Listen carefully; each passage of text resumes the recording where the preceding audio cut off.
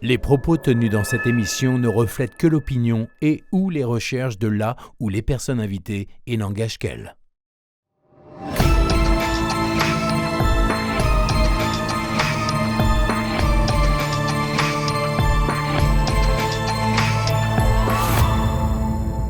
Salut à tous, aux quatre coins du monde, des chercheurs indépendants tentent de trouver la preuve absolue de la survivance de l'âme. La transcommunication instrumentale est un des outils utilisés. C'est ce que nous allons pouvoir voir et comprendre sur BTLV avec Jean-Marc Bernat.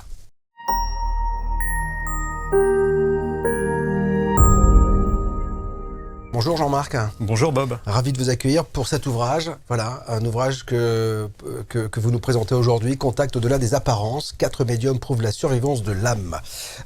On va essayer de découvrir votre parcours. Vous êtes diplômé de l'École supérieure de commerce de Paris, rien à voir avec l'âme et la médiumnité. Vous Exactement. avez travaillé dans l'une des toutes premières multinationales françaises pour laquelle vous étiez auditeur interne à l'international. Vous êtes aussi auteur de chansons. Vous en avez fait une pour Jennifer qui a bien marché. Et vos expériences personnelles vous ont conduit sur la piste de cette transcommunication instrumentale et de cette médiumnité. Parce que si vous nous parlez de médiumnité aujourd'hui, de TCI, c'est pas votre univers au départ. Vous l'avez découvert un petit peu, vous étiez sensibilisé à cet univers par votre maman, c'est ça, qui est décédée aujourd'hui, avec votre papa qui est aussi parti. Mais c'est elle qui vous a sensibilisé un petit peu tout ça. Mais vous preniez ça comment quand elle vous parlait de ces médiumnités? Parce que je crois que la première fois, c'est pour un contact suite au décès de ses parents, je crois, quelque chose comme ça. Voilà, c'est ça. En fait, ma mère était quelqu'un de très spirituel, donc elle faisait des prières pour guérir les brûlures notamment. Elle faisait de la tarologie, mais pas professionnellement. Et donc, j'étais un petit peu sensibilisé à ça, mais j'étais vraiment dans un univers complètement cartésien, où vraiment je faisais des audits, où j'allais visiter des sociétés. Donc, j'y prêtais attention vraiment de manière assez distraite. Et je pense qu'il faut vraiment prendre conscience de ces phénomènes-là à partir du moment où il y a quelque chose de vraiment important qui se passe dans nos vies. Donc ça ne pouvait être qu'à ce moment de la perte de mes 2 parents en 2016, à 3 mois d'intervalle, donc je les ai perdus, enfin perdus de vue, hein, puisque ensuite on m'a montré qu'il y avait une communication qui était possible avec eux. Et donc c'était vraiment un sujet que je ne connaissais pas du tout. Je n'avais jamais vu de médium. Mais il y avait ce lien d'amour avec ma mère qui était très très fort, très persistant. Et ensuite, au moment où elle est partie, j'ai eu énormément d'interactions avec mon environnement par des signes. Donc je ne savais pas non plus ce qu'étaient les signes. Et je me suis ensuite intéressé à la TCI une année après sa disparition. Alors, vous nous avez apporté pas mal de photos, on va les découvrir tout à l'heure. Il y aura même une vidéo de ce que vous dites être une apparition de vos parents. Donc voilà. On va quand même d'abord évoquer ce bouquin, au contact, Contact au-delà des apparences, parce que parmi les 4 médiums que vous avez interviewés, vous avez consulté, il y a Henri Vigneault qu'on a reçu ici déjà et qu'on salue s'il nous regarde. Il y a quelque chose que j'ai beaucoup aimé dans votre bouquin, c'est la mise en garde aussi face aux médiums. Parce que on sait très bien que ça peut être la porte ouverte vers du grand n'importe quoi quand même. On est d'accord. Alors, la médiumnité, pour moi, c'est vraiment une capacité qu'ont des personnes spécifiquement de rentrer en contact avec l'invisible. Et ça, je pense que les 4 médiums extraordinaires qui sont dans ce livre, que sont Henri Vigneault, Florence Hubert, Alain-Joseph Bellet, Céline Franou, ils en donnent des preuves quotidiennement, non seulement à leurs consultants, mais en plus lors de séances médiumniques publiques qu'ils effectuent. Donc ça, c'est aussi une preuve de qualité, c'est qu'on ne peut pas duper fondamentalement des gens en étant comme ça en présentiel devant une assistance et en donnant des messages à un auditoire très large. Bon. Après, c'est vrai que j'ai un passé d'auditeur qui fait que je suis très attaché à la vérité. Je sais qu'ici, on est dans une chaîne qui est attachée à la vérité. Moi, j'ai le mot vérité qui est gravé sur mon front de par tout ce que j'ai fait, de par ma sincérité, de par mon parcours. Donc, quand j'étais auditeur, j'allais dans des filiales et je devais trouver, comme un enquêteur du paranormal, je devais trouver tous les dysfonctionnements. Donc, je devais tirer sur les ficelles et voir s'il y avait des recoupements, des corroborations. Et donc, je n'ai pas le sentiment d'avoir fait autre chose dans ce livre. Je rappelle pourquoi j'ai vu ces médiums. En fait, ma mère avait pris des rendez-vous avec ces médiums avant de partir, quand mon père est parti 2 mois auparavant. Et je me suis posé la question, est-ce que ces rendez-vous, je dois les annuler ou est-ce que je dois y assister à sa place?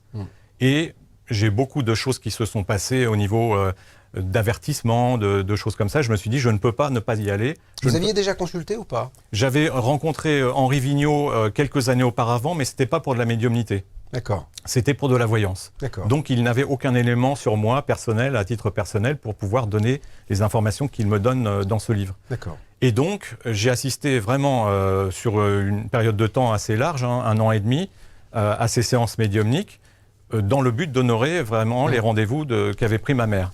Et la première séance s'est vraiment très bien déroulée, puisque en fait, je ne savais pas les raisons exactes de la disparition de ma mère. Donc j'attendais d'avoir des éclaircissements de la part d'Henri Vigneault. Henri Vigneault a une particularité, c'est qu'il opère un petit peu comme s'il avait des visions de flash, comme une vidéo qui se déroulerait. Son microfilm. Parce que voilà, c'est des très microfilms. rapide. Voilà, c'est très visuel. Et donc, il m'a restitué tout le parcours que ma mère a effectué. Donc, depuis le malaise qu'elle a fait, jusqu'à l'endroit où je l'ai retrouvé moi-même inanimé le lendemain du drame. Donc, ça m'a quand même apporté un élément de compréhension de ce phénomène. Ensuite, j'ai rencontré aussi Alain-Joseph Bellet qui m'a donné, sous une autre forme, lui c'est un médium par incorporation, donc à un moment donné, il est capable de parler à la place du défunt. Donc, je l'ai vu par exemple dans des conférences publiques où il parlait en allemand quand il s'agissait d'un défunt allemand alors qu'il ne connaît pas du tout la langue allemande. Bon. Donc Alain-Joseph m'a aussi donné, sous une autre forme, sous un autre mode opératoire, le même type de renseignement, et c'est-à-dire que les infos se recoupaient? Les infos se recoupaient tellement que là, d'un seul coup, je me suis dit, moi qui suis auditeur, moi qui étais habitué dans mon passé à recouper toutes ces informations, il y a quelque chose qui n'est pas normal. Je m'attendais à rien. Et pas à ça, en tout cas. Je ne m'attendais pas à ça et je ne m'attendais pas à avoir des centaines d'éléments. Et c'est vraiment après, en les pointant, en mettant une petite étoile à côté de chaque chose qui m'avait été dite, que je me suis dit, là, il y a quelque chose à gratter. Je suis auteur, donc moi je suis auteur dans le domaine de l'imaginaire, mais même si j'ai une imagination féconde, je ne pouvais pas penser que la survivance de l'âme était vraiment aussi réelle. Parce que là, vraiment, on rentre dans un domaine où, en recoupant toutes ces informations, on est obligé de s'interroger. On est obligé. Alors pour vous, c'est une preuve absolue, puisque c'est votre ressenti, hein, bien évidemment. Alors nous, on cherche toujours, on est toujours dans le questionnement. Malgré tout, et avant d'évoquer la transcommunication instrumentale, on va continuer à poursuivre sur ce chemin de la médiumnité. Grâce au bouquin, vous nous mettez en garde aussi, parce que vous avez fait des grilles de réflexion quand on est face à un médium. Il y a des choses qui sont très, très, très intéressantes. Mais avant de rentrer dans le détail, je voudrais il y a un titre de chapitre qui m'a interpellé, c'est l'intuition de l'après-vie. C'est-à-dire que vous avez eu, quand vos parents sont partis, quand d'abord votre maman, c'est ça, et après votre papa. Mon père d'abord, oui, c'est ça. Vous avez eu, à ce moment-là, des signes, avant même d'aller voir les médiums, des choses, des ressentis? C'est ça. Il s'est passé une expérience notamment très très importante qui pour moi a été le début de tout. Quand ma mère est partie, le dernier jour que j'ai vécu physiquement à ses côtés, je devais l'emmener voir son chirurgien parce que en fait, elle devait être opérée d'une hernie.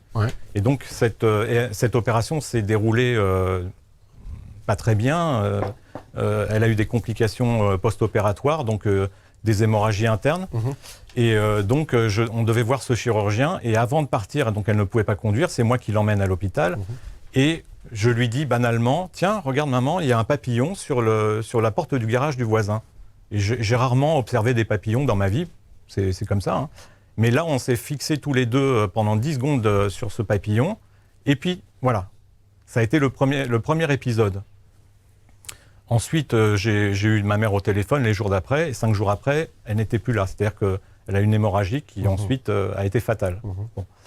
Mais cet épisode du papillon, je ne pouvais pas savoir à l'avance que c'était comme une sorte de clé, de sésame entre nous. Le soir, le jour de son inhumation, donc on rentre chez nous très, très harassé évidemment, et le soir, j'ai besoin de me reposer, et d'un coup, j'entends ma femme qui hurle, qui me dit « Viens voir, viens voir !» Et là, d'un seul coup, j'étais pétrifié, je me suis dit « Bon, qu'est-ce que c'est une araignée ou c'est un nuisible ?» Bon. Et en fait, sur notre rembarre d'escalier, on avait un énorme papillon comme ça qui battait des ailes. Ça faisait une dizaine d'années qu'on était dans cette maison, on n'avait jamais eu de phénomène similaire. Donc, je ne sais pas comment il est rentré, je ne sais pas non plus comment il est sorti, je n'ai pas compris immédiatement que c'était un signe, mais le phénomène s'est répété à maintes reprises, donc 2 jours après, dans notre dressing fermé, un nouveau papillon sur le seul vêtement que j'avais gardé de mon père, posé dessus. J'ai fermé le dressing, j'ai dit je vais te récupérer dans plusieurs jours. J'ai vidé tout le dressing, il n'y avait plus de papillons. Bon, je ne peux pas expliquer ces phénomènes, c'est clair. Voilà. Et là, vous avez la sensation que ce papillon était quoi? Qui? Votre père? J'ai l'impression qu'il y a une possibilité que ces signes nous soient adressés depuis l'extérieur, mais ce sont des matérialisations, je ne sais pas comment ça se produit. Je ne dis pas que le papillon n'existait pas, que c'était une sorte d'hologramme. Hein, non. Ouais, il était vivant, je l'ai pris en photo, je l'ai pris en vidéo, donc voilà.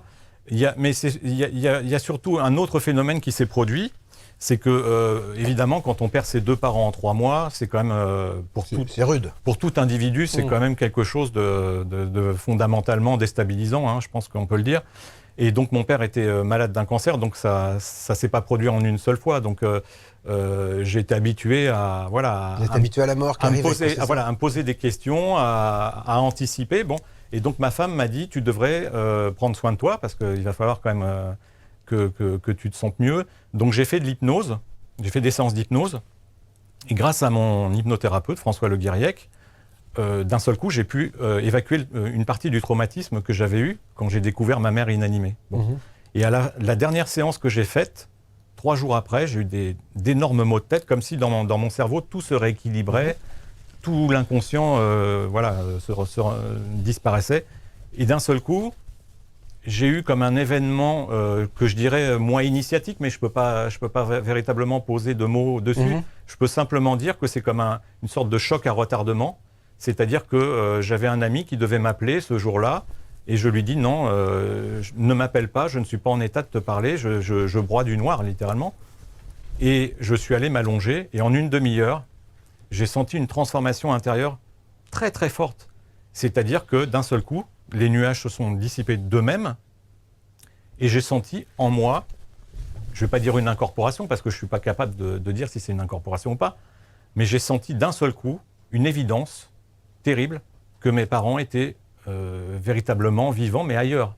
Et j'ai senti physiquement en moi comme s'il y avait une sorte je ne vais pas dire d'incorporation, mais si je me disais, là, dans mon cœur, ils sont là, ils sont rentrés dans mon cœur. Alors ça peut paraître un peu naïf, voilà. Je ne suis pas quelqu'un de naïf, je suis quelqu'un de sensible, mais je suis quelqu'un de très cartésien. Et quelque chose qui s'impose à nous comme ça, une évidence comme ça, ça ne s'explique pas. J'ai rappelé cet ami, je lui ai dit, écoute Nicolas, je ne peux pas t'expliquer pourquoi, mais j'ai la conviction que mes parents sont toujours vivants. Et ça s'est produit une dizaine de jours après la disparition de ma mère. Donc, ça a été très dur pendant quelques jours, mais tout de suite, avant les séances médiumniques, cette évidence, pour moi, elle était acquise. Et ensuite, elle a été confirmée par les signes. En fait, quand vous avez voulu finalement honorer les rendez-vous de votre maman avec ces médiums, c'était quoi? C'était l'occasion pour vous peut-être de valider cette intuition? C'est-à-dire que de se dire, tiens, j'ai une intuition, je suis persuadé que mes parents sont encore vivants quelque part sous une autre forme. Et le fait d'aller voir des médiums, si vous vous attendiez à ce qu'ils valident tout cela? Non, je ne m'attendais à rien. J'étais juste là pour honorer la mémoire de ma mère et pour dire, voilà, tu voulais être là, tu voulais participer à ces séances. Je n'avais même jamais entendu la séance que ma mère avait vécue pour ses parents avec Henri Vigneault, dont j'ai l'enregistrement, mais je ne l'ai jamais réécouté. Donc, je ne m'attendais à rien. Simplement, je me suis dit, j'ai eu tellement de signes, donc ces papillons, d'autres choses, des choses peut-être encore plus, on va dire, objectivables que les papillons, puisqu'on peut penser que les papillons, tout le monde en voit. Mais pour moi, ce n'est pas anodin quand même que ça surgisse d'un seul coup, à des périodes clés. Donc je me suis dit, je vais honorer... En quelle saison c'était? C'était au mois de juin. Ah, donc les papillons, il peut y en avoir au mois de juin. Bien sûr, oui, tout à fait. Non, mais c'est de toute façon. Mais après, j'en ai eu aussi au mois de décembre. Oui, alors voilà. Ça c'est plus rare. J'en ai eu le jour de mon anniversaire sur ma joue, dans ma salle de bain, qui est venu me faire une caresse. Bon, voilà, bon, voilà. Alors après, bon, j'ai consigné tous ces éléments-là. Ça fera certainement l'objet d'un deuxième livre ultérieurement. Mais toujours est-il que je me suis dit, voilà, il y a quand même des choses qui m'arrivent. C'est pas uniquement mon cerveau qui disjoncte, bien que ma personnalité ait changé radicalement. C'est vrai qu'à un moment donné, j'étais vraiment le prototype de l'auteur qui était chez lui, je ne vais pas dire confiné parce que c'est pas en ce moment, c'est pas la mode. Voilà, c'est pas le mot à employer, mais j'étais vraiment le prototype de la personne qui écrivait tout le temps, qui était dans sa bulle et qui se préoccupait pas trop des autres. Et par contre, vraiment, depuis cet événement initiatique dont j'ai parlé, je suis devenu quelqu'un de beaucoup plus ouvert aux autres, avec aussi l'envie d'aider les autres, surtout les gens qui souffrent d'un deuil très fort, parce que moi, en quelques jours, j'ai réussi à inverser la vapeur grâce à l'hypnose, grâce aux signes, et puis ensuite grâce au médium. Mais vos parents, dans ces séances de médiumnité, vous avez les messages relayés par les médiums, est-ce que vous avez quelque chose de très tangible, de très qui ne laisse pas place au doute? Vous voyez ce que je veux dire? Parce que on sait très bien, Dieu sait si je m'intéresse à ce sujet, sinon j'aurais pas créé BTLV, mais moi ce que je voudrais, c'est avoir des preuves absolues. Est-ce que vous, dans votre vie, face à ces médiums, vous avez eu des points qui peuvent être donnés que par vos parents? Oui. D'accord. Alors, déjà, je suis quelqu'un d'humble par nature, mais le fait de parler de moi ou de parler de la vie de ma famille, ça ne me serait jamais venu à l'esprit. Il avait vraiment fallu qu'il y ait une conjonction de plein de facteurs pour que je le fasse. Je n'aurais pas mis en avant ma crédibilité, et surtout en mettant sur la couverture la preuve de la survivance, si je n'en étais pas absolument convaincu. J'ai aussi eu la chance de lire le livre du docteur Gary Schwartz, du professeur Gary Schwartz, pardon, et du docteur Mario Beauregard. Qui préface le livre d'ailleurs. Voilà, qui préface le livre. Et donc, j'ai eu le courage d'écrire ce livre parce que j'avais donc recoupé les 4 séances médiumniques. À partir de la 2e séance, je me suis dit, il faut que tu écrives un livre sur ce sujet-là. Parce qu'effectivement, si je n'écris pas sur le sujet le plus extraordinaire que je vis, ça ne sert à rien d'être un auteur. Voilà. Et là, ce n'est pas de l'imaginaire. Même si je suis un auteur de l'imaginaire, c'est vraiment des choses que j'ai vécues. C'est presque du journalisme, puisque vous avez vécu quelque chose et vous avez relayé l'information. C'est ça. Alors, je ne vais pas dire que je suis le seul à l'avoir fait. Stéphane Alix aussi a fait le test, donc en 2015, livre qu'a lu ma mère, donc un excellent livre qui a ouvert aussi un petit peu le phénomène, qui a popularisé un petit peu plus la médiumnité en France, donc qui montre que quand on fait une expérimentation et qu'on a une réponse qui est positive, on est en droit de se poser la question de la survivance. Voilà.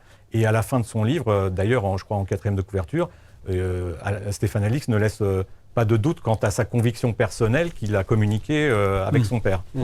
Bien moi, cette conviction, je l'ai acquise d'une autre façon, même si sur la forme, on peut dire c'est la même forme, bien sûr, on ne peut pas retranscrire des séances médiumniques autrement qu'en écrivant le déroulement de cette séance. Mais par contre, je ne dirais pas que j'ai fait un rapport d'audit comme je le faisais par le passé, mais j'ai vraiment... Presque, quand même. Bah oui, presque, mais voilà. On va détailler un petit peu, on va rentrer dans le détail. Donc, j'ai trouvé quand même 442 choses qui ne sont pas subjectives. C'est-à-dire, quand on parle de prénom, alors même si on dit, de temps en temps, j'entends la première lettre du prénom de votre mère, c'est M, ou voilà, bon, ça reste quand même quelque chose qui est objectif, c'est pas subjectif. C'est-à-dire que je veux bien qu'on essaye de dire oui, ça manque un petit peu d'épaisseur parfois, je comprends. Mais ça, les médiums ne le... Enfin, moi, ce que les médiums m'en ont dit, c'est qu'ils ne maîtrisent pas tout.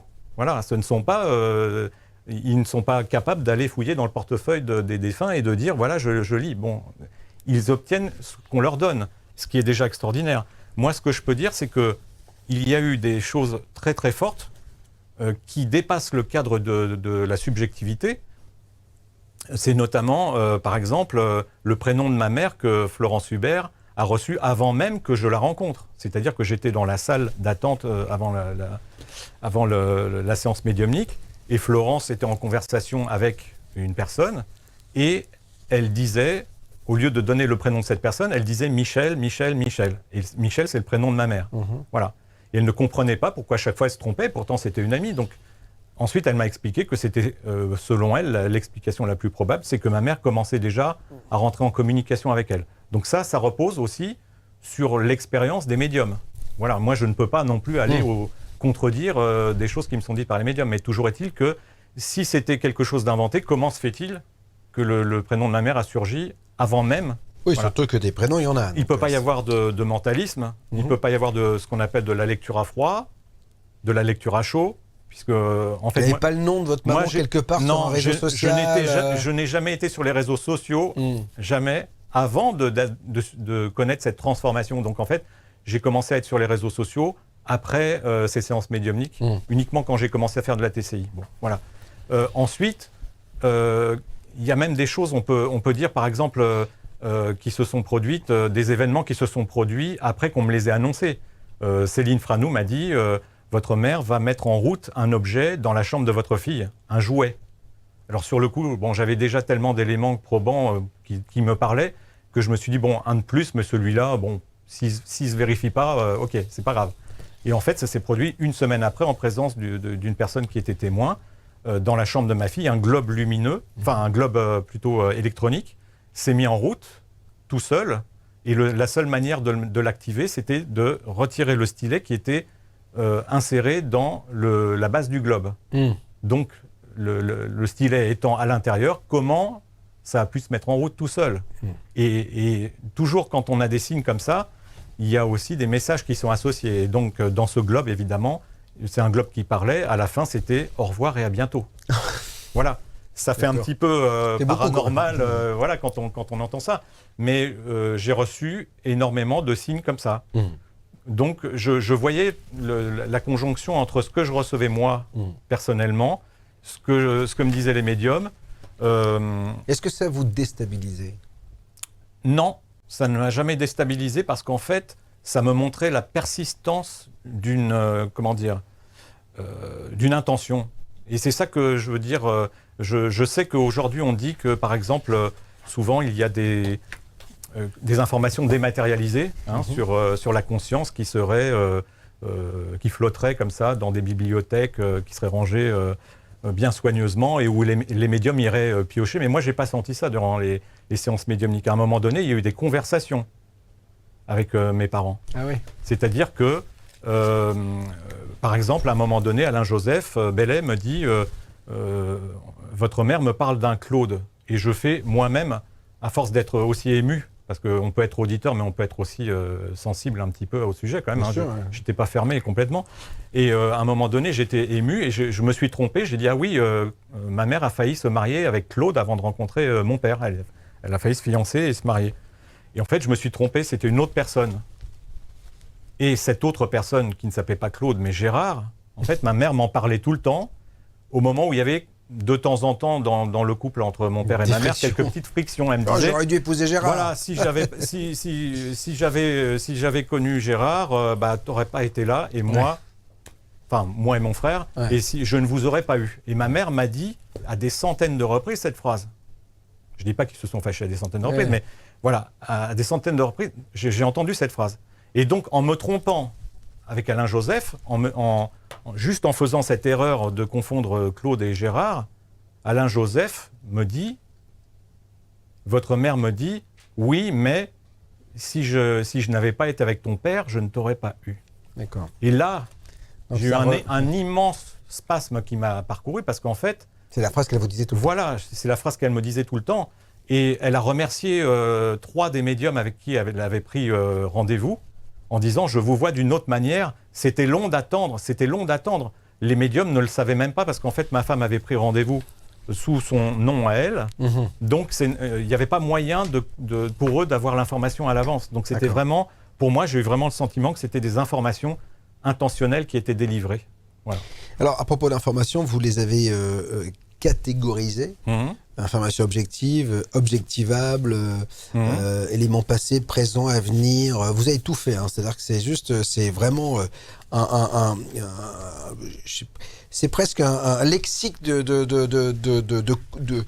consultant. C'est-à-dire qu'en fait, vous parlez d'expression floue. Ça veut dire quoi tout cela? Ça veut dire que expression floue, par exemple, c'est quoi pour vous?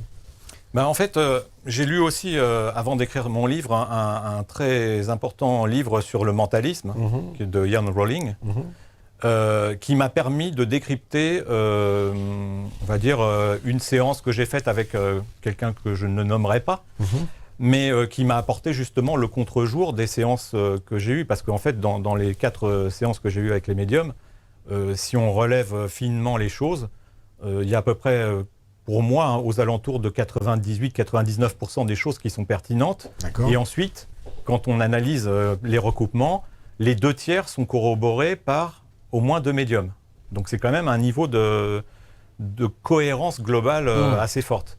Par contre, en contrepoint, cette séance que j'ai vécue, c'était très flou, c'est-à-dire je vois qu'il y a quelque part quelqu'un, Ouais, donc voilà, c'est pas très pertinent, quoi. voilà, une présence féminine autour de vous. Est-ce que ça match? Et donc ce discours qui est une sorte de discours qui peut être un parasitage. Hein. Attention, je ne dis pas que c'est du mentalisme. Hein. Je dis que ça peut être du parasitage. C'est-à-dire que quand on est un médium et qu'à un moment donné, on demande confirmation de ce qu'on trouve, ça fait bizarre. Voilà, le médium n'a pas il n'a pas à douter. À demander il a une au information, il la livre. consultant, est-ce que je suis bon, est-ce que je suis bon, ok. Ou à dire ok simplement. Là, il y a une sorte d'influence qui est néfaste. On sait très bien que quelqu'un qui est sous l'empire du chagrin va sortir d'une séance médiumnique et ne va retenir que la seule chose qui l'arrange au milieu de 10 ou 15 choses qui ne sont pas pertinentes. Donc, quelqu'un qui va avoir un médium et quand le médium demande validation, c'est que c'est flou. En fait, il faut faire attention, je sais que ce n'est pas évident, mais déjà un médium doit autoriser la personne à prendre des notes au minimum, donc on doit relire ses notes. Après, on n'est peut-être pas capable en temps réel de noter les expressions un petit peu... ému. Voilà, on peut être ému. Mais si on a un enregistrement, ça c'est déjà extraordinaire, un enregistrement audio, eh ben, on laisse décanter un petit peu la séance et on se replonge après. Et on écoute finement, c'est-à-dire qu'il faut vraiment que les faits soient très précis. C'est-à-dire que moi, les faits que j'ai relevés, évidemment, il y a beaucoup de faits qu'il n'y a que moi qui peux relever leur pertinence, puisque je connaissais ma mère. Si je demande à quelqu'un d'extérieur et il ne connaissait pas ma mère, il ne pourra pas dire son caractère était comme ci, comme ça. Donc il n'y a que moi qui peux le valider. Donc c'est objectivable uniquement par moi. D'accord. Mais quand j'ai eu ce rendez-vous et qu'on m'a dit à un moment donné, est-ce que vous ne seriez pas... Quand on commence à vous poser des questions pour savoir des choses, qu'un médium vous pose ces questions-là, est-ce que vous ne seriez pas de la partie? Non, je ne suis pas médium, ou à mon insu peut-être, je ne sais rien. Hein, bon. Mais après, quand on me pose une question qui me paraît un peu, pas suspecte, mais qui me pose un petit problème, j'essaye d'aller un petit peu plus loin. Donc j'ai dit, mais pourquoi vous me posez cette question? Et là, d'un seul coup, la personne en face de moi s'est peut-être trouvée déstabilisée. Elle m'a dit, mais je ne sais pas, je pensais en regardant vos cheveux. Alors là, d'un seul coup, je suis devenu un petit peu étonné. J'ai fait, ah bon, j'ai un don capillaire qui me permettrait d'avoir un don médiumnique. Et là, il y a eu un revirement. Donc, je me suis dit, ça m'a déstabilisé sur le coup. Et puis, ça a dû la déstabiliser aussi, le fait que vous... Voilà, la personne a été déstabilisée, mais elle s'est vite reprise. Et après, c'est toujours donc, toutes ces choses... Mais ça veut dire quoi, Jean-Marc, quand vous voyez que vous êtes face à ce type de médium, ça veut dire que c'est un peu comme les inconnus, il y a les bons et les mauvais chasseurs, c'est-à-dire qu'il y a les bons et les mauvais médiums? Bah, ça veut dire qu'on peut pas... Ça veut dire quoi? Ça veut dire aussi qu'on ne peut pas tout le temps être en contact avec le défunt. Parce que cette dame-là, ou ce monsieur que vous êtes allé voir, il a peut-être pas été bon avec vous, mais il a peut-être été bon avec celle d'avant ou celle d'après. Oui, je ne dis pas. Mais ça veut dire quoi? Vous, à chaque fois que vous êtes allé voir un médium, vous avez matché, ça a fonctionné? Parce que moi, c'est ce qui m'étonne toujours. Je n'ai pas la sensation que... Moi, c'est les gens qui en font leur métier. Vous voyez ce que je veux dire? Parce qu'à un moment donné, je suis absolument convaincu que des gens ont des facultés intuitives redoutables, etc. Mais de là à allumer allez, vous voyez, il y a plein de livres ici, j'ouvre un livre, tiens, je vais te raconter ta vie, après je range et puis je prends le livre d'à côté et hop, ça remarche à chaque fois. J'ai l'impression que ça n'a pas l'air d'être si simple que ça quand même. BTLV présente Les Rencontres du Mystère et de l'Inexpliqué, 11e édition. Les 16 et 17 avril 2026, retrouvez les plus grands spécialistes du paranormal sur la scène du Forum 104 à Paris. Maxence Layet, OVNI, l'hypothèse extraterrestre. Patricia Serin, à la découverte des enfants indigos. Geoffrey Clostrio, les artefacts de l'impossible. Jean-Patrick Pourtal, les grandes histoires du sacré. L'équipe du Crêpe, à la poursuite des fantômes. François Garigeau, OVNI, des affaires étrangères. Bragi Belovac, le mystère du dogman. Agnès Thévenin, les enfants des étoiles. Egon Kragel, OVNI, de mystérieuses machines volantes. Patrick Spalchiero, les grands mystiques du monde. Les rencontres du mystère et de l'inexpliqué 11, les 16 et 17 avril. 10 conférences exceptionnelles pour ne plus jamais dire je ne savais pas. Infos et réservations sur btlv.fr ou avec le lien dans le chat. Ce que je peux dire, c'est que pour avoir discuté ensuite un peu avec les médiums aussi, off-record, on va dire. Bien sûr. Et puis pour m'être intéressé aussi un petit peu particulièrement au sujet de la médiumnité, notamment avec Céline Franou, je l'ai interrogé, je lui ai dit « Mais qu'est-ce qui fait que tu réussis à rentrer en communication ?» Alors, ils ne réussissent pas toujours à rentrer en communication. C'est-à-dire qu'on a l'impression qu'ils ont des super pouvoirs. Ouais. Moi, je les appelle mes cadres fantastiques, ces médiums, parce que effectivement, on pourrait penser qu'avec mon livre, il suffit d'aller les voir et on va voir des tas de réponses très, très pertinentes. Je ne sais pas si la séance que j'ai vécue est représentative de toutes les séances médiumniques. Je ne peux pas le garantir.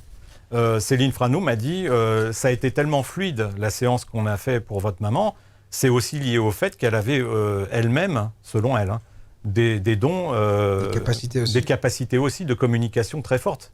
Elle était une sorte de médium sans le savoir, de par le fait qu'elle avait beaucoup d'intuition et aussi voilà, une très grande aisance. Donc après, évidemment, si j'ai eu l'envie de faire ce chapitre, c'était pour ne pas réduire à quelques lignes la mise en garde dans mon livre par rapport à la médiumnité. La médiumnité, c'est une capacité qu'on a à un moment donné, qui est indiscutable, parce que je pense que quand elle se déclenche à l'âge de 5-6 ans, c'est pas foncièrement... pour faire du fric. Voilà, il y a quand même une candeur, il y a une innocence. Souvent, il y a de la souffrance en plus, voilà, de la part des enfants. Voilà, et puis en plus, c'est pas non plus la panacée que d'être toujours en contact avec les défunts. C'est aussi ce sont des médecins... Moi, je n'aurais pas aimé. Oui, voilà, c'est des médecins de l'âme, mais c'est pas évident de gérer ça quotidiennement, de gérer la souffrance. Donc voilà, moi, je voulais dire attention, il y a une étiquette qui s'appelle médium, elle est apposée sur un certain nombre... C'est pas un blanc-seing, quoi, c'est ça. Sur un certain nombre de personnes, mais c'est pas parce qu'on voit ce nom qu'on doit penser qu'ils ont des super pouvoirs. Il y a différents niveaux de médiumnité, donc il y a des médiums... Je ne vais pas dire les plus connus sont les meilleurs, il y a certainement des gens moins connus qui sont excellents. Mais il faut faire très attention et malheureusement, il faut se forger soi-même aussi une capacité d'autocritique. Puis surtout avoir du recul et pas avoir du recul. Et c'est difficile, je le comprends. C'est pour ça que j'ai voulu montrer que, attention, il y a beaucoup de choses qui doivent être disséquées. On ne doit garder d'une séance médiumnique que la matière sèche, que la matière le plus objective possible, et non pas il va bien, il est dans un monde lumineux. Tout ça, c'est ce que j'ai retiré de mes analyses, parce que ça n'est pas pertinent. Alors, expression catégorique, emphatique, coopérative, confirmatoire, exemple d'expression démonstrative. Qu'est-ce que c'est une expression démonstrative ? Une expression démonstrative, c'est pour vraiment dire, vous voyez, ça correspond, on est d'accord, voilà. On essaye d'influencer quelque part. D'aller chercher, en fait, la vérité chez le consultant, quoi, en disant. Oui. Là, ce sont des principes de mentalisme, et je les ai illustrés à partir de ce qui m'a paru pouvoir être des mécanismes que j'ai vécus dans cette séance. C'est vachement bien. Je trouve que c'est une des chouettes chose du livre, c'est cette grille de lecture finalement que l'on a, parce qu'effectivement il y a plein de gens qui nous regardent. Alors souvent les gens qui sont abonnés à BTLV sont allés voir des médiums ou des voyants, etc. Mais il y a peut-être des nouveaux abonnés qui se disent tiens, j'ai jamais eu l'occasion, moi je suis jamais allé voir un médium par exemple, pourtant ça fait 8 ans que j'anime ici, je ne suis jamais allé voir un médium. Donc c'est bien d'avoir un peu un manuel entre guillemets parce que moi je dis souvent, je pourrais, si j'étais malhonnête, ouvrir un cabinet médiumnique. Ça m'étonnerait pas que je puisse faire un peu d'argent même, vous voyez, parce qu'il suffit d'avoir un peu de bagou et d'être un peu psychologue. Et quand on a interviewé un journaliste, on a de la psychologie. Voilà. Alors, on va continuer à évoquer votre parcours, parce que ce qui est assez intéressant aussi dans votre bouquin, c'est que en fait il y a les quatre séances que vous retranscrivez. Donc voilà, à brut pour point, voilà ce que les médiums vous ont dit, et vous mentionnez tout cela. Et puis, on va aller maintenant sur le chemin de la transcommunication instrumentale. Parce que là, c'est quand même autre chose encore. C'est-à-dire que, à quel moment, déjà, est-ce que vous connaissiez cet outil, et à quel moment vous avez commencé à travailler avec cette TCI, sachant que d'habitude, c'est par la télévision, le son, les images, et là, c'est vous avez un bol d'eau et vous allez chercher des messages, donc c'est un peu troublant. On va en voir des photos. Oui, je comprends. Je comprends que ce soit troublant. Alors, comment je suis venu à la TCI? En fait, c'est pareil, hein, c'est toujours par mon esprit d'observation, d'abord. Ce n'est pas par ma volonté, c'est-à-dire qu'on ne s'improvise pas comme ça, TCiste du jour au lendemain. Vouloir s'amuser, c'est très bien, mais vouloir faire les choses en profondeur, donc c'est ce qui me caractérise. En fait, la première fois que j'ai entendu parler de transcommunication, c'est en allant voir Henri Vigneault, tout simplement. Voilà, je ne connaissais pas du tout la transcommunication. Et Henri m'a dit à la fin de la séance, réécoutez la bande sonore, parce que des fois, il peut arriver qu'il y ait des voix qui s'insèrent entre des phrases, dans des silences. On peut entendre parfois des murmures ou des mots, et ça peut être de la transcommunication. Alors, je ne savais pas que ça existait, donc j'ai écouté. Je n'ai pas perçu sur le moment des choses, mais déjà le mot TCI était venu à mon oreille. Puis, lors d'une séance de médiumnité publique que j'ai vécue à Rambouillet, je crois, avec Bertrand Retailleau. Donc Bertrand Retailleau, médium, était dans la salle et puis est venu donner un message à ma femme d'une personne de sa famille et m'a dit par l'intermédiaire de cette personne, c'était pas moi qui étais destinataire directement du message, mais on m'a dit vous devriez vous intéresser à la TCI. Donc ça faisait 2 fois qu'on me parlait de TCI, donc c'était assez troublant. Donc je me suis dit bon, il faut peut-être que je m'intéresse à ce phénomène puisque Bertrand Retailleau me dit vous êtes quelqu'un qui va toujours jusqu'au bout de ce que vous faites, vous êtes quelqu'un d'organisé, qui ne lâchez pas facilement l'affaire, ça c'est sûr, quand on est auditeur, on lâche jamais l'affaire. Donc je me suis dit bon, je vais écouter ce qu'on me dit, ce sont des messages, voilà. Et alors, juste pour dire, auditeur, c'est pas des gens qui écoutent, hein, c'est des gens qui auditent. Ouais. C'est ça. Audite les sociétés, etc. Voilà, il faut un point sur la société. Voilà, un auditeur, c'est un enquêteur. Donc moi, j'étais. Qu'on l'a pas dit tout à l'heure, peut-être qu'il y a des gens qui. Voilà, j'étais à l'âge je vais pas dire dans quelle société, mais j'étais à l'âge de 30 ans dans une énorme société et dans laquelle je me déplaçais de filiale en filiale pour aller ensuite auditer les comptes. Et parfois, j'étais face à des grands directeurs à qui je disais il faut pas faire ci, il faut pas faire ça. Donc on a une énorme responsabilité. Bien sûr, bien évidemment. Donc on est des gens quand même assez mesurés et puis qui doivent donner des éléments d'explication parce que sinon après voilà. Et donc suite à ces 2 alertes sur la TCI, je me suis dit bon, si je m'intéresse à la TCI, il faut que je lise des livres sur la TCI. Donc j'ai lu tout ce qui se faisait en la matière de Monique Simonet, Jacques Blangarin, Hans Otto Koenig, enfin voilà, un panel exhaustif.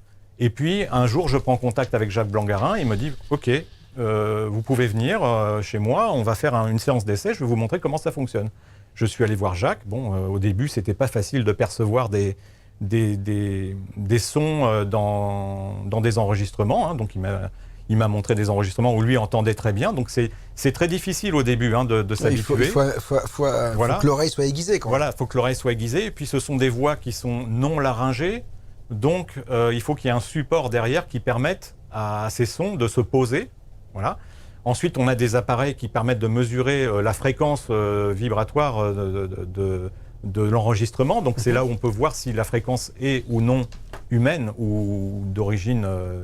on va dire pas paranormal, mais d'une autre origine qu'une voix humaine, parce que ça n'est plus une voix humaine, hein, c'est vraiment un phénomène... spirit, quoi. Voilà, spirituel, on va dire. Bon.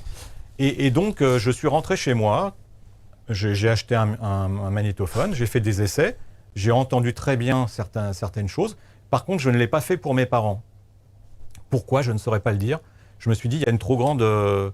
c'est quand même énorme de se lancer dans cette investigation-là, immédiatement, après avoir vécu un deuil. Je voulais laisser reposer un petit peu le phénomène.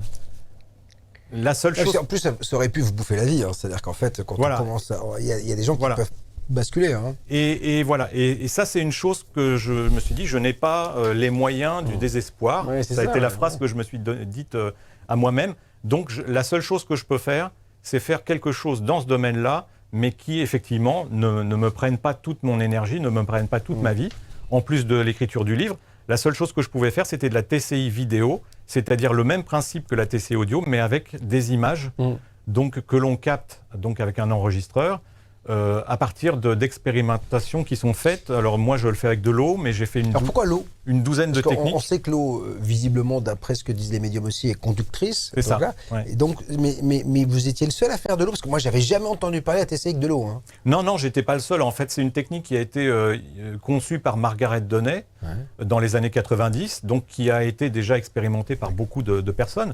Ça se rapproche aussi de la TCI qui est faite avec de la vapeur. La vapeur, c'est quand même des gouttelettes d'eau, donc par l'IFRES. C'est ça, je crois. Voilà, l'IFRES, donc qui obtient d'excellents résultats. Après, il y a d'autres moyens d'obtenir des images. Hans Otto Koenig a obtenu des images, notamment par la vidéo, Klaus Schreiber aussi. Donc, il y a plein de techniques, mais moi, je me suis spécialisé dans celle qui est la plus basique. Je me suis dit, si je réussis à avoir des images dans l'eau, c'est peut-être bête ce raisonnement, hein, mais je me suis dit, la simplicité avant tout. Je fais ces expérimentations en marge de l'écriture de mon livre. Je dois faire des expérimentations qui ne sont pas toute une organisation, qui sont simples à mettre en œuvre. Alors, vous nous avez donné pas mal de photos. On va commencer à en regarder quelques-unes. Je ne vous cache pas que quand j'ai regardé les photos, je me suis dit, mais so what, c'est quoi ? Alors, vous allez m'expliquer. Alors, vous vouliez qu'on commence peut-être par vos parents. Comme ça va. Parce qu'après, on a des animaux, on a plein de choses. On va avoir une première photo, l'apparition de votre maman, vous dites. Alors, si en régie, on peut envoyer la première photo. Voilà. Là, vous me dites que vous voyez votre maman apparaître. C'est-à-dire qu'en fait, alors, si je ne m'abuse, docteur, moi, je ne vois pas grand-chose. Alors, c'est vrai que quand on parle d'apparition en TCI, ce ne sont pas des photos classiques. J'ai l'impression de voir deux yeux. Voilà, il y a une distorsion du visage dans toute image paranormale. Voilà, on ne verra jamais une image correctement représenter le défunt ou autre chose.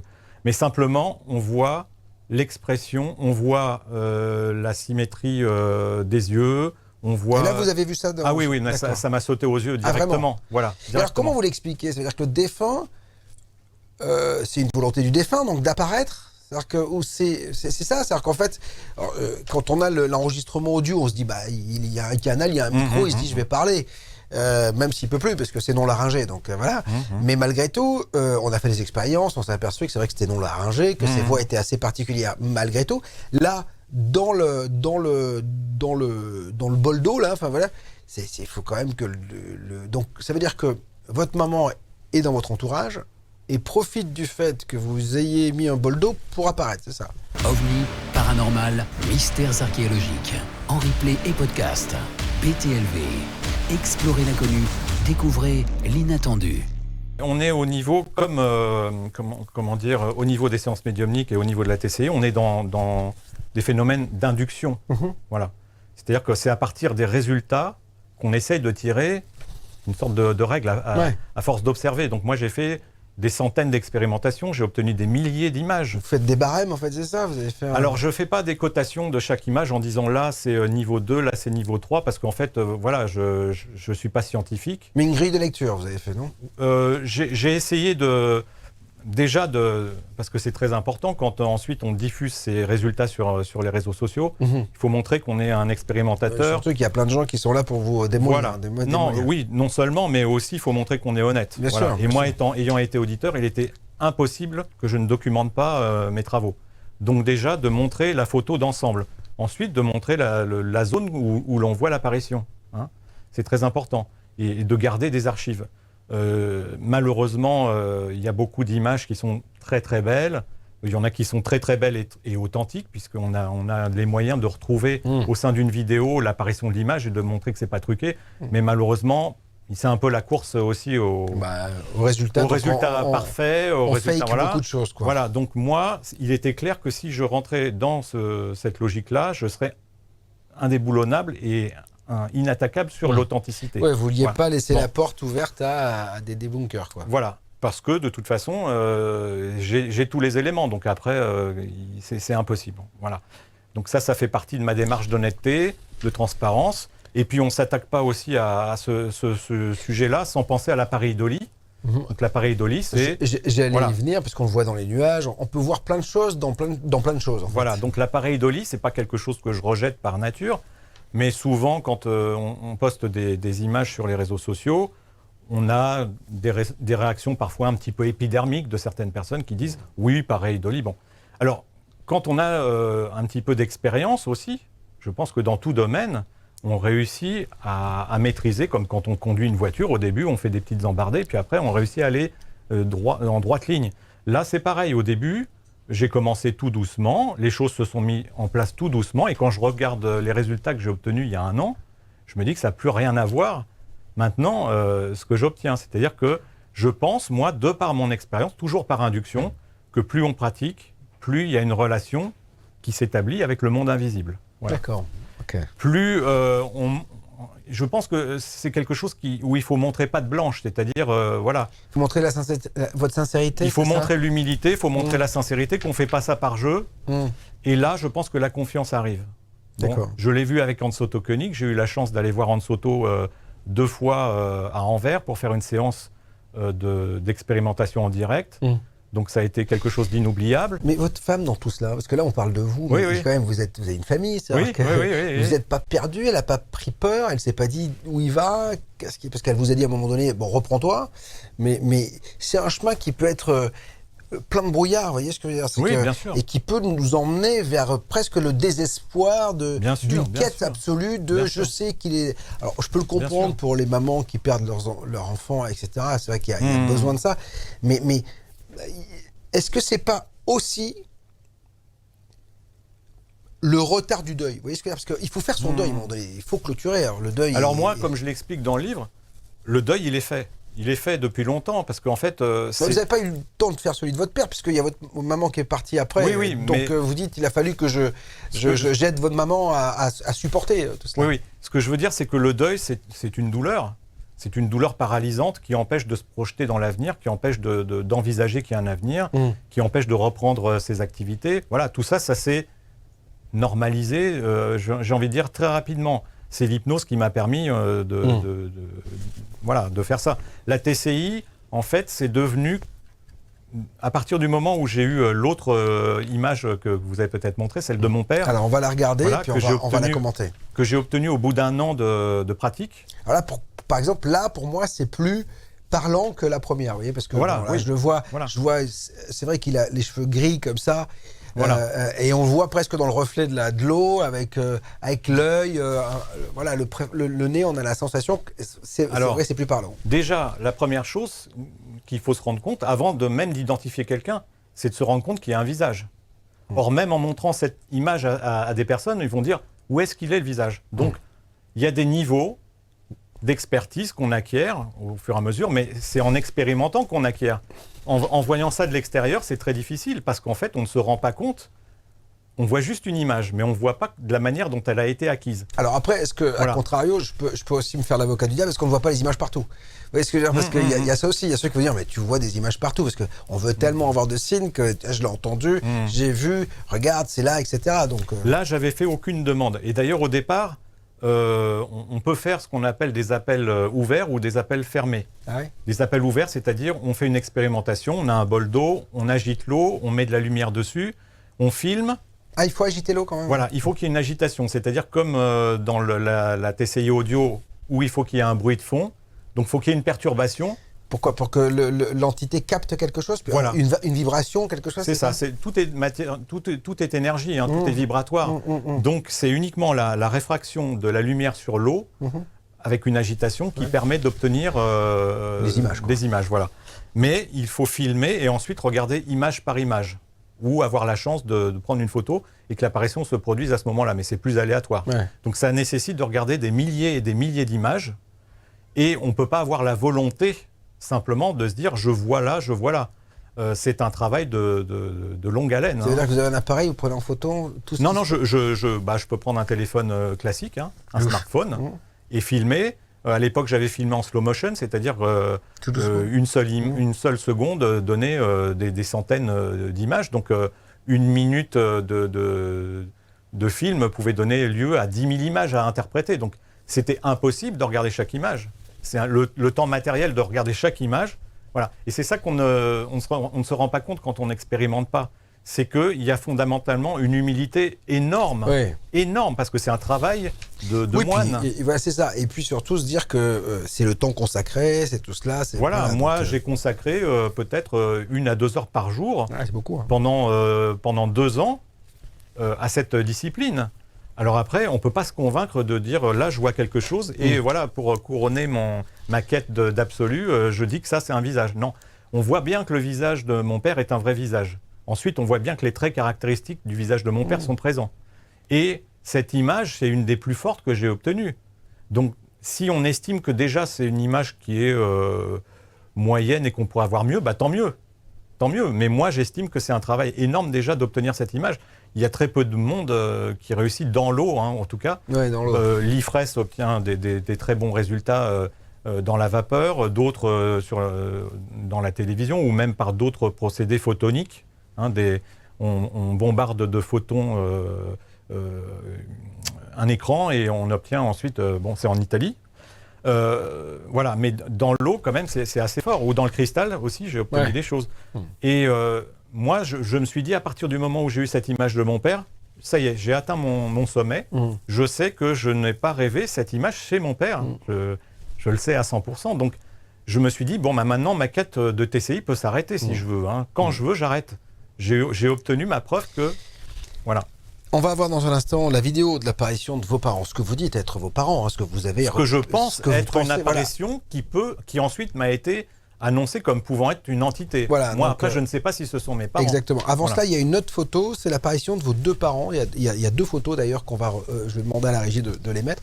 Alors là, vous voyez, pour moi, c'est beaucoup plus complexe, là, parce que moi, je vois pas grand-chose, là, vous voyez, pour tout vous dire. Alors, il faut s'habituer, hein, c'est comme je disais, une image de TCI. Donc là, on voit que votre main bouge l'eau. Voilà, ma main bouge l'eau. Donc, en fait, j'étais dans ma cuisine, derrière la fenêtre, et il y avait un rayon lumineux qui traversait la fenêtre. Et en simplement agitant les doigts au-dessus du bol, on obtient donc une vidéo qu'on scrute ensuite image par image. Là, ce qui m'a tout de suite interpellé, c'est la forme de la tête de ma mère dans le haut du bol. Et ensuite, quand j'ai élargi l'image, on voit que ma mère a la tête blanche, hein, avec les cheveux, la tête penchée, l'œil comme ça. Et au-dessus d'elle, donc mon père, quand il était jeune, avait les cheveux très noirs, noirs corbeau. Voilà. Et donc, on voit son visage avec son œil, son nez, et le fait qu'il s'embrasse. Et en dessous du visage de mon père, on voit un nœud papillon. Ça y est, je vois. On voit un nœud papillon. Je vous assure, il a fallu que vous me disiez que regardez bien, vous qui nous regardez, scrutez bien la photo, il y a un baiser sur la bouche là. Donc voilà. on voit quelqu'un qui est plutôt mat de peau en plus, avec les cheveux très noirs. Donc mon père était d'origine espagnole, il avait les cheveux très noirs. Moi, quand maintenant je le vois, vous voyez ce que vous m'avez dit, il faut vraiment avoir l'œil. Hein, voilà, mais il aurait fallu que je mette une image de mon père quand il était plus jeune en face pour se rendre compte, mais c'était vraiment son image. Voilà. Et ça s'obtient, je ne peux pas expliquer comment. Mais quelque part, si c'était quelque chose qui n'était pas véridique, comment se fait-il que si c'était juste de la pareidolie, ça corresponde à ce point, en plus avec le détail du nœud papillon noir que mettait tout le temps mon père dans les occasions de fête, par exemple à Noël ou aux anniversaires. Et ça vous émeut tout cela ? Aujourd'hui encore, quand vous voyez cela, vous êtes ému parce que... Je suis ému... Parce qu'on parle de vos parents quand même. Donc Je suis ému, non pas que je cherche des preuves de leur survivance, maintenant j'en ai suffisamment, je peux faire mon chemin moi-même. Ce qui m'émeut, c'est d'avoir d'autres apparitions, par exemple des animaux. Donc, on va les voir. Voilà, donc j'ai eu aussi des animaux. Donc là, on voit un cheval, par exemple. Donc voilà, donc quand on a un cheval qui sort du bol et qu'on voit une écriture en dessous... Alors l'écriture, là, je comprends pas ça. Voilà, alors il y a un « i ». Hein, sur le I, je vois ça. Ensuite, il y a un N et un début de D. Voilà. Et la jument qui est à côté, donc c'est une personne qui me suit sur Internet, qui a perdu une jument qui s'appelle Indochine. Ah, voilà. D'accord. Et qui m'a dit, moi, je pense que... Voilà. C'est Indochine.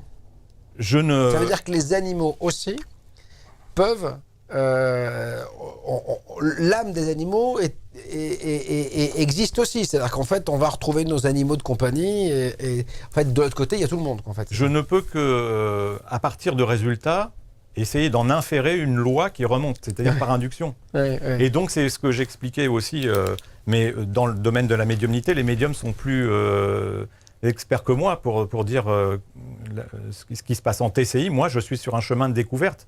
J'écoute ce que disent les autres, mais j'essaye d'interpréter moi-même par rapport à mes propres résultats. Je ne connais pas beaucoup d'expérimentateurs qui ont des images d'animaux. Donc déjà, ça, c'est interpellant. Moi, je me souviens, alors j'avais fait des émissions ici avec quelqu'un qui, lui, prenait des images dans les rivières avec les ondines, etc. Donc je trouvais ça magnifique parce que, alors après, encore une fois, moi, je me souviens avoir eu un arbre. J'avais un arbre dans une ancienne maison et j'y voyais un visage tous les jours. Vous voyez ce que je veux dire? Non, mais ça, je comprends. Voilà, après, voilà. Mais je trouvais ça magnifique. On va regarder une autre photo d'un canidé, d'un loup, en fait. Hein, c'est ce que vous avez. Un canidé, c'est-à-dire soit un loup, soit un chien. Un chien. Voilà. Un chien, un loup, en tout cas. Et là, on voit effectivement à gauche. On voit qu'il y a une vraie ressemblance avec ce. Alors, mais c'est une photo de loup que vous avez pris ou de chien que vous avez pris dans l'eau. Dans l'eau, et celle d'à côté, c'est un loup classique, quoi. Donc voilà, oui, c'est juste pour voir. C'est une image d'illustration. Voilà, en fait, j'essaie toujours de montrer aux personnes qui sont intéressées par mon travail que ça correspond bien à quelque chose. Si je poste l'image toute seule, on va rien voir. Personne, pas personne. Il y a des gens qui vont le voir parce qu'au début, ils me suivaient, ils ne voyaient rien, et à force de voir des images de TCI, ils se sont habitués, et ça y est, enfin ils le voient. Mais c'est un processus, quoi. C'est-à-dire que c'est pas une vision normale, mais là, ce sont des choses qui apparaissent vraiment très spectaculairement. Donc j'essaie d'éduquer, j'essaie pas d'imposer mon point de vue. Tout le monde a le droit de voir un avion dans ce qui est manifestement pas un avion, mais je veux dire, c'est comme dans tout, hein, c'est-à-dire que plus on s'habitue, plus on est perméable à ça. Et après, les questions qu'on peut se poser, elles sont infinies. C'est-à-dire que au début, j'étais un petit peu, pas goguenard, mais un petit peu comme Hans Otto Koenig quand il a commencé la TCI. Il avait entendu il avait vu Jorgensen à la télé faire des expérimentations. Et il s'est dit, je vais faire moi-même des expérimentations pour prouver que ça n'existe pas. Et en fait, il a entendu des propos tenus par sa mère défunte. Et là, il est parti dans le processus de « je vais y aller ». Donc moi, c'est un petit peu pareil. J'ai pas payé pour voir, mais je me suis investi dedans. Mais ça soulève de plus en plus de questions. C'est-à-dire que maintenant, le niveau de réception étant plus élevé, j'obtiens de plus en plus de choses claires. Parfois, j'obtiens des mots, parfois, j'obtiens des initiales de la personne. Je n'ai pas voulu montrer des images pour respecter les endeuillés, mais j'ai aussi des images de personnes qui des proches reconnaissent leur défunts dans mes images. Par respect pour eux. Par respect pour eux, je ne le montre pas. Mais parfois, il y a leurs initiales qui apparaissent à côté du visage. Mais là, par exemple, il y a ça, c'est ce que vous avez obtenu comment? Dans l'eau aussi, ça? Alors ça, c'est dans l'eau. C'est un procédé que j'utilise. C'est un bol à fond noir, très plat, que j'ai découvert. Donc, pour pouvoir trouver ces objets, il faut expérimenter. Donc, chez moi, j'ai toute une batterie de cuisine. Donc, ma femme me dit régulièrement, effectivement, arrête d'acheter des bols parce que voilà, on en a partout. Bon, là, moi, si j'arrive à lire, j'ai 3e en haut, Jim. Voilà. En dessous, il y a You à droite, là. Oui. Il y a SOS au milieu. Oui. Alors, SOS, quelqu'un est en perdition, peut-être. Après, le reste, je vous avoue que... En bas, j'ai Cool, Kiss. Ou Cool. Tout cool. En bas à gauche. Ah oui, Cool. Voilà, Cool, Kiss. Kiss. Ah oui. DR, Docteur. You. Alors, le fameux Jim, là, il est quand même assez intéressant parce que c'est aussi des images de personnes que j'ai obtenues qui sont, pour moi, des ressemblances. Je ne peux pas affirmer que ce sont vraiment des personnes qu'on peut identifier. Mais pour moi, ce Jim, il est apparu en même temps que une silhouette avec un visage que j'ai tout de suite identifié, pour moi, à l'intérieur de moi, comme étant Jim Morrison. Ah oui. Voilà. Et donc, je dis, tiens, cette personne a une pose un petit peu lascive et puis la mine un peu contrite, un petit peu comme faisait Jim Morrison quand il chantait. Il avait déjà joué les tours à tout le monde au Père-Lachaise, puisqu'il y a une célèbre photo où on le voit. Voilà. Ouais. Et donc, ce jour-là, je dis, tiens, il y a une ressemblance, mais je n'affirme rien. Je dis juste, étant moi-même auteur de chansons, je remarque que les ressemblances que j'obtiens parfois sont plus dans le domaine artistique. que dans un autre domaine. Donc bon, voilà, j'émets toutes les réserves, hein, bien sûr. Et ce jour-là, je poste ma photo et quelqu'un me dit est-ce que vous savez que Jim Morrison est décédé à la date d'aujourd'hui ? Enfin, c'est son anniversaire. D'accord. J'ai fait cette expérimentation le jour anniversaire de son départ. Donc c'est troublant. Et ensuite, à côté de cette silhouette, il y avait marqué Jim. D'accord. Qu'est-ce qu'on peut en déduire ? Que, voilà, c'est un faisceau de... En recoupant les infos, voilà, on peut se dire, tiens, j'arrive à recréer quelque chose. On là. recoupe, Donc, voilà, on recoupe, mais après, ça pose des tas de questions. Donc il faut rester... Oh là, c'est quoi ça ? Alors là, on voit un Là, il y visage. a un vrai visage. Là, quand même. Oui, c'est un vrai visage. Hein. On peut montrer d'ailleurs après dans quel ensemble il s'intègre. Là, pour moi, voilà. C'était là. Alors là, je le vois en plein milieu. Là, il y a le rond au milieu, puis à gauche, en fait. À gauche, voilà, à gauche. Donc après, il faut avoir l'œil très fin, très affûté. Très affûté pour ensuite zoomer, et puis ensuite pour voir, pour distinguer. Donc j'ai tout de suite vu qu'il s'agissait pour moi d'une femme. Après, je ne sais pas précisément, mais moi je pense que c'est plus une personne qui serait comme ça avec les mains jointes et les doigts croisés. En train de prier. Qui serait comme en prière. Devant la bouche, voilà. quoi, en fait, c'est ça. Voilà, avec les mains devant la bouche, qui serait en train de prier. Mais voilà, en tout cas, il paraît quand même assez acquis qu'il s'agit d'un visage. Voilà.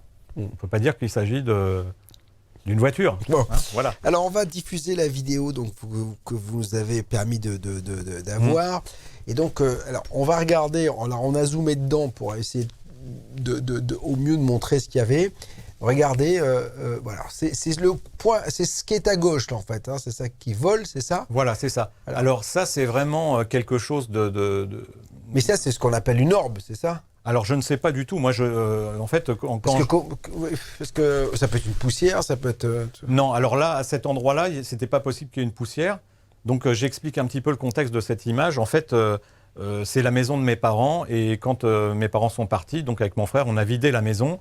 Et comme on n'était pas à proximité immédiate, on a mis en place un système de caméras infrarouges. D'accord. Donc les caméras infrarouges, la particularité, c'est que dans l'obscurité, on voit apparaître des choses qui ont une densité.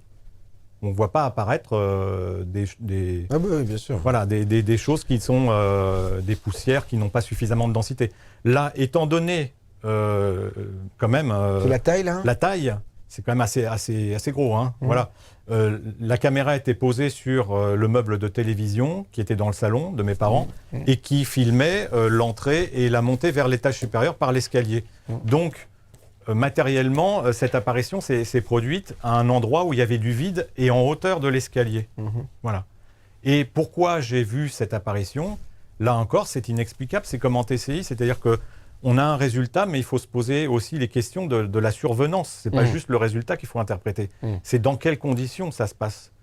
J'ai eu comme une sorte d'intuition, à un moment donné, on venait d'installer les caméras, j'avais aucune obligation de regarder à ce moment-là l'application de surveillance, et pourtant je l'ai fait, il n'y avait pas d'alerte. Donc, question, comment peut-il ne pas y avoir d'alerte quand quelque chose d'aussi gros, ayant une densité, se bouge ? C'est quand même assez étonnant. Deuxièmement, c'est vers 1h30 du matin, je me suis réveillé comme ça, j'ai regardé ma tablette et il fallait que je le voie. Je ne peux pas estimer autrement que c'était quelque chose qui m'a été quelque part une sorte d'injonction intérieure qui m'était donnée d'aller regarder sur la tablette. Je n'ai rien modifié le lendemain, donc si c'était vraiment, je dirais, comme une toile d'araignée ou quelque chose qui se baladait, pourquoi le lendemain c'était plus visible ? La nuit tombée, j'ai regardé ma tablette, il n'y avait plus rien de visible. Est-ce que ça fait quoi ? Ça va de haut en bas, ça tombe, ou est-ce que c'est quelque chose Non, ça avait un mouvement erratique. D'accord. Donc moi j'ai réussi à filmer 21 minutes, mais à des moments ça remontait au-dessus du niveau de la caméra, donc comme j'étais à distance, je ne pouvais pas réorienter. Hein. Parce que là c'est vrai que ça monte, ça descend. Voilà, ça monte, ça descend, et ça allait à des vitesses complètement aléatoires. Ça pouvait aller très vite comme très lentement, de haut en bas. Et ça, qu'est-ce qui vous a dit que ça pourrait être vos parents ? Alors, les médiums que j'ai consultés par la suite, qui sont dans mon livre, m'ont dit que c'était pour eux une entité qui s'était manifestée. Alors, comme je disais tout à l'heure, en fait, ma mère est partie, elle a eu un accident vasculaire, pas un AVC, mais en fait, c'est un problème sanguin qui a fait qu'elle a été prise d'un malaise dans le couloir qui se situait à l'étage au-dessus. Ouais. Et ensuite, elle s'est affaissée dans sa chambre qui était contiguë. Et là, donc c'est à cet endroit, j'ai envie de dire, à l'endroit où apparaît cette boule, ce qu'on me dit être une entité, c'est vraiment dans cet endroit où elle a vécu ses derniers instants. Donc c'est pas un endroit non plus anodin. Ça s'est déroulé 5 jours après son départ. Donc voilà, je ne peux que supposer que ça s'est produit et que ça a une matérialité. Jean-Marc Bernat, on arrive au terme de cet entretien. Qu'est-ce que vous retenez de tout cela ? Moi, ce que je retiens de tout ça, c'est que c'est une formidable expérience que j'ai acquise et que je veux mettre au service des personnes qui sont vraiment, pas dans le désespoir, mais qui se posent des questions sur ces sujets-là. Aujourd'hui, je ne suis pas un gourou, attention, je n'ai pas une mission de sauver l'humanité, bien sûr, mais je ne pouvais pas ne pas témoigner par toute cette conjonction de choses que j'ai vécues qui s'interpénètrent et qui ont une résonance très forte en moi. Voilà. La TCI, les séances médiumniques conjuguées, plus les signes que j'ai eus, parce que j'ai vécu des signes vraiment très très très forts, qui sont très objectifs. Voilà. Donc tout ça, ça fait que j'ai envie de montrer que pour moi, la survivance de l'âme, ça prend vraiment corps. Ça prend vraiment corps. Alors, vous êtes dans un milieu artistique, il y a quand même beaucoup d'intuition, de sensibilité dans ce milieu-là. Les artistes le sont. Moi, je peux vous dire qu'il y a plein d'artistes qui sont abonnés à BTLV et des connus, bien sûr. et qui nous regardent et qui nous écoutent, parce qu'il y a ce lien avec quelque chose. Déjà, on ne sait pas d'où vient l'idée, la fulgurance d'une... C'est ça. Voilà, on ne sait pas. Malgré tout, peu ce livre, comme vous le faites dans ce livre. Est-ce que vous avez eu des retours des gens qui vous ont dit « j'ai lu, je ne savais pas Moi, j'ai essentiellement des retours qui sont de personnes qui ont perdu des êtres chers. Donc ça, c'est vraiment un retour qui me touche beaucoup parce que en fait, j'ai écrit ce livre pour aider les gens dans le deuil. Parce que j'estime que c'est acquis honnêtement, que ce sont des preuves qui sont acquises. Donc après, elles ne peuvent qu'aider les gens à avoir un minimum d'espérance à partir de phénomènes qui sont quand même objectivables. Voilà. Les retours que j'ai, c'est que vraiment, moi, je vais pas me glorifier, mais ça apporte du bien-être déjà, d'avoir cette conscience par tout ce que je fais, parce qu'en fait, les gens me suivent aussi pour la TCI, ne savaient pas que j'écrivais un livre, donc je me suis pas présenté tout de suite en disant je suis auteur, j'ai fait des paroles, de chansons, voilà. J'y suis allé tout doucement, mais comme les gens qui lisent mon livre voient qu'il y a une cohérence dans mon parcours, je pense que ça leur apporte beaucoup. Je pense que si mon livre peut les aider, c'est vraiment une grande récompense pour moi, et que ça peut les aider à discerner mieux les choses, mieux appréhender les séances médiumniques qu'ils vont vivre, mieux prendre conscience qu'il y a des signes qu'ils peuvent aussi expérimenter, la TCI. Mais pour ça, il faut vraiment avoir la foi, l'humilité, pas prendre ça comme un jeu. Et être patient. Être patient et ne pas considérer que c'est une fin en soi. Voilà, c'est une ouverture d'esprit.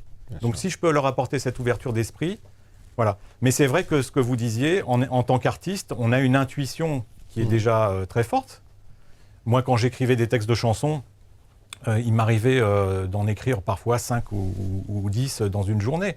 C'est-à-dire que j'ai toujours eu l'impression que des fulgurances, que je prenais une pomme dans un arbre qui existait déjà et que je la décrochais simplement. Donc j'étais en voiture et d'un seul coup, j'avais un petit enregistreur et j'enregistrais soit des paroles, soit des musiques.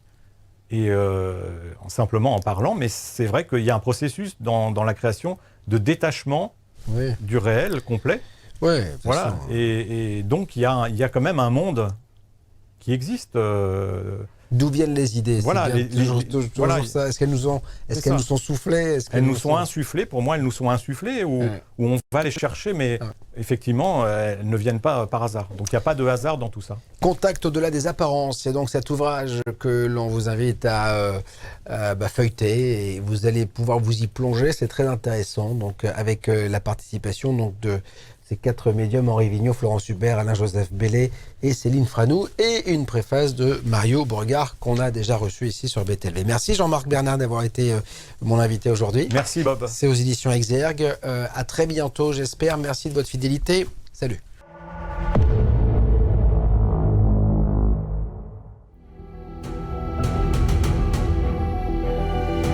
Depuis la nuit des temps, l'homme s'interroge. Qui sommes-nous vraiment? D'où venons-nous? Sommes-nous seuls dans l'univers?